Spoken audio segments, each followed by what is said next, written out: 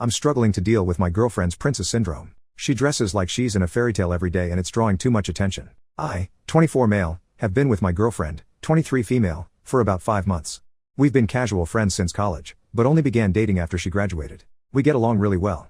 When I say princess syndrome, I don't mean that she is spoiled or entitled, because she isn't. Her clothes seem to take over her life. She dresses like a sort of fairy tale princess on a near daily basis, excluding at work. Long, frilly skirts, lacy blouses, things like that. It works for her because she is very pretty and can pull it off. At first I found it to be very endearing, but then I became aware of how much time she spends on her outfits. She runs a blog that has a sizable amount of followers, and she is constantly posting outfit pictures, links to clothing items, and whatnot. She spends a few hours a day on her blog, at least. Then she spends time sewing items for new outfits or for her Etsy store. When we go out, we get a lot of stares at what she's wearing. I've also caught people sneaking pictures of her on their cell phones. This attention makes me uncomfortable. I have asked her to tone it down a bit, but she took that to mean not wearing anything in her hair when we're out together. I have told her several times that I love her just the way she is, but she seems to brush it off. I had hoped when she started her new job in the career of her choice that she would become more serious, but her new boss and coworkers encourage her. I worry that people won't take her seriously, or miss how kind and intelligent she is. How can I talk to her about dressing more appropriately without hurting her feelings? Update 11 days later. I didn't plan on updating, but things changed.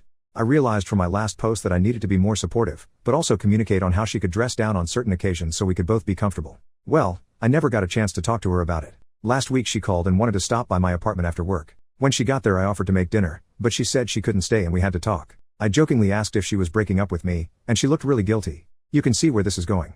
We talked about how we were in different places in life and had different goals for the future. Well, she talked, but I agreed. It was a pretty amicable breakup, even though I felt blindsided. We agreed to stay friends. I've never been dumped before, and it's awful. I'm having trouble with the whole social media thing post-breakup.